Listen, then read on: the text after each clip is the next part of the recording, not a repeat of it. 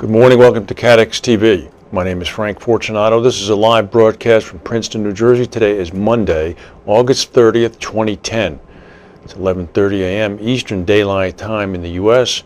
It's a bank holiday today in the U.K., but it's still 4:30 p.m. in London. In Hamilton, it's 12:30 p.m. and in Mexico City, 10:30 a.m.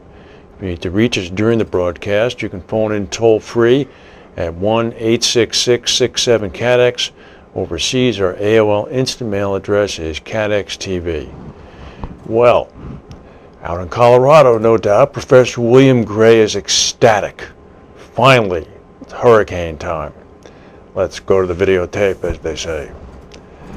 Okay, here we go. Let's pull this one up. This is Hurricane Earl. As we noticed just last week, actually, this is a pretty big boy. We were watching it grow as it was coming along from the Cape Verdes. That's the projected path. You notice up on the right, that's the remnants of Hurricane Danielle, which came about 200 miles away from Bermuda yesterday, causing some very choppy surf there. But Earl there is hitting the northeastern Caribbean right now. As you can see, it's down there in the area of the U.S. Virgins and the Leeward Islands. The National Hurricane Center said that Earl already has sustained winds of 110 miles per hour and it's going to keep growing. The center said that it's possible that Earl could become a Category 4 hurricane as we get into the middle to late portions of the week. Category 4 storms have sustained winds of at least 131 miles per hour. As you see, its predicted path is roughly parallel to the U.S. East Coast. Earl's already put up hurricane warnings for Antigua, Barbuda, Montserrat, St. Kitts, St. Martin's, the British Virgins, and the U.S. Virgins. And Antigua, local weather authorities reported at least 5 inches of rain and 10-foot waves. St. Martin had the storm toppling trees, knocking out electricity for the island. As of this morning, Earl is about 25 miles north-northeast of St. Martin's and headed west-northwest at 14 miles per hour. Earl's grown so rapidly because of the warm ocean temperatures in that area, which are 86 degrees Fahrenheit. The closest approach to the U.S. as of right now is expected to be in the North Carolina area on Friday. Danielle is weakening out over the North Atlantic. As we mentioned, there's a tropical disturbance coming behind us now. This has an 80% probability of becoming a tropical cyclone. It's wreaked havoc with the cruise ships, as you can imagine, that are steaming about in that area. I'm just going to run through a list of the ships that have been affected. The Carnival Victory, which is a 2,700 passenger ship. The Carnival Pride, a 2,100 passenger ship. The 3,600 passenger ship, the Carnival Dream, is being impacted by this. The Norwegian Cruise Line's 4,100 passenger ship, the Epic, is also being rerouted. Royal Caribbean's 2,400 Enchantment of the Seas is being rerouted. Royal Caribbean's 5,400 passenger ship Oasis of the Seas is being rerouted. Also the 2,200 passenger Norwegian Dawn, which left from New York last night, is being rerouted. So we'll be following these pretty closely to make sure Earl makes that turn. If it doesn't make the turn, obviously it's going to hit Florida or go into the Gulf. Well, in Indonesia, a volcano that had been dormant for 4 centuries erupted for the second straight day today, shot clouds of hot ash more than a mile into the air and forced 30,000 people to flee. Some domestic routes, aviation routes, were impacted and planes were diverted because of poor visibility. The volcano Sinabung last erupted in 1600, so observers don't quite know its eruption pattern, and they had not been monitoring it until just a few days ago when it began to rumble. Sunday, the first less powerful blast than this morning occurred. Hours later, the alert was raised to a high level. The consumer spending in the United States unbelievably jumped 0.4% in July. I don't know what Americans are spending, but this is the fastest pace in 4 months, mainly helped by a jump in demand for automobiles. Spending fell 0.1% in April, rose 0.1% in May. It was flat in June, and then July it popped up 0.4%. The July spending gain was the highest since a 0.5% raise in March. but the concern is that demand could taper off in the second half of this year if unemployment remains near double digits. If people don't have jobs, they can't have the income to support spending. There was another series of earthquakes in the San Diego County area just over the line in Mexico. They've caused few injuries. 8:53 a.m. yesterday morning, there was a 4.1 quake in a rural area about 130 miles east of downtown San Diego. Caused some rattling, but no damage or injuries. The Imperial Valley region has been getting a number of aftershocks, sometimes 4 or 5 times a day, since the big 7.2 earthquake struck on Easter Sunday. At Reagan National Airport in Washington, D.C. on Saturday, a U.S. Airways A319 declared an emergency and landed with one of the engines on fire.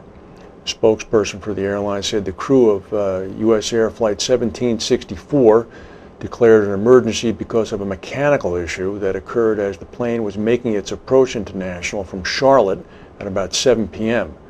Video shown Sunday night on local TV in Washington showed what appeared to be a fire in the area of the engine beneath the plane's left wing. All 81 passengers and the crew of 5 got out without incident, and the plane is being examined. The stock market in the U.S. is down about 42 points now. We'll go to a word from our sponsors. Every day, the world wakes up and goes to work, pursuing the unique opportunities that lead the global economy forward. The complexity and close connectivity of today's global marketplace is a true modern miracle that can create unparalleled success. But it takes confidence, passion, innovation, and understanding. Enabling opportunity. Protecting capital. Engineering innovation. Investing in your future. Ensuring continuity. Finding the right balance. It takes Aon.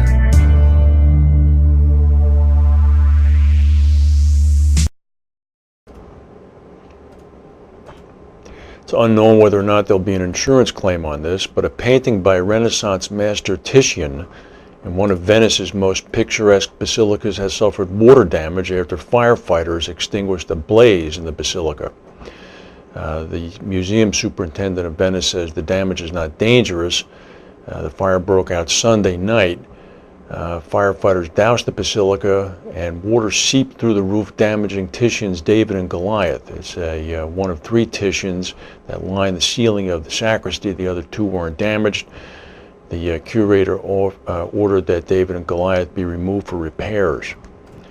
In the Philippines, in Ecuador yesterday, a bus drove off a highway and overturned, killing at least 42 people. At least 8 others were badly injured. The bus was on a highway about 55 miles south of its destination of Quito, which is the capital. When the accident happened at 3:20 a.m., it appeared that the driver, who'd been driving for 7 hours, fell asleep. The bus was from the Turismo Oriental company. It had departed from the city of Cuenca with about 30 passengers and picked up others en route. The Continental United Airlines merger has been approved by American regulators. The proposed merger is now possibly going to clear on October 1st, pending shareholder votes in September. The airlines were informed by the Antitrust Division of the United States Department of Justice that the merger is approved. One stipulation was that Continental had to give up 18 slots at Newark International Airport to Southwest Airlines. This will be Southwest's first entry into Newark Airport. Continental and United announced an all-stock merger back in May. They both received clearance from the European Commission. Continental shareholders will receive 1.05 United shares for every Continental share. At the closing of the deal, Continental shareholders will have 45% of the equity in the new entity, while United shareholders will have 55%. The combined company will be headquartered in Chicago. And this is a very interesting story that occurred over the weekend. A U.S. firm owned by billionaire Microsoft co-founder Paul Allen has filed a lawsuit against 11 web-based companies, including Apple, Facebook, Yahoo, Google, and YouTube, on charges of patent infringement. Allen's firm, called Interval Licensing, said the firms were violating patents on fundamental web technologies that the company had developed in the 1990s. Interval Research was an early groundbreaking contributor to the development of the Internet economy, said a spokesman. This lawsuit is necessary to protect our investment in innovation. The spokesman said that the technology at issue in the lawsuit was created by Interval Research, a company founded by Paul Allen and David Liddell in 1992. 4 patents related to web search, multimedia, screen pop-ups, and database management were allegedly violated. The list of defendants also included AOL and eBay. According to Facebook, we believe this suit is completely without merit. We'll fight it vigorously. Google said that this lawsuit against some of America's most innovative companies reflects an unfortunate trend of people trying to compete in the courtroom instead of in the marketplace. Paul Allen is the 3rd richest American. He is not a man to be trifled with. He has the resources to pursue this if he thinks there's something there. Well, today is Warren Buffett's 80th birthday. He's the world's 3rd richest man with a net worth of $47 billion. He continues to do what he likes to do the most, work, work, and work. When most people of his age lead a retired life, the chairman of Berkshire Hathaway is still actively involved with the company affairs, and he, of course, has not yet released the succession plan. In an interview with the New York Times, he has once again reaffirmed that his children will not inherit a significant proportion of his wealth because I don't believe in dynastic wealth. Here's the punchline. Buffett said, "I plan to work past 100. But to do so, I may have to learn to think outside the box." Well, 2 observations. Good for him that he's going to work another 20 years. And his children, I believe, from what I've read, we'll have to confirm this, are going to receive $1 billion each, which is not necessarily dynastic wealth, but I guess it would be. But nevertheless, you can't minimize the fact that he's planning on giving some $43 billion to charity, so good for him. Happy birthday, Mr. Buffett. We wish you well. If we have any breaking news, we'll go back and tell you. In the meantime, thank you for watching, and we'll see you tomorrow.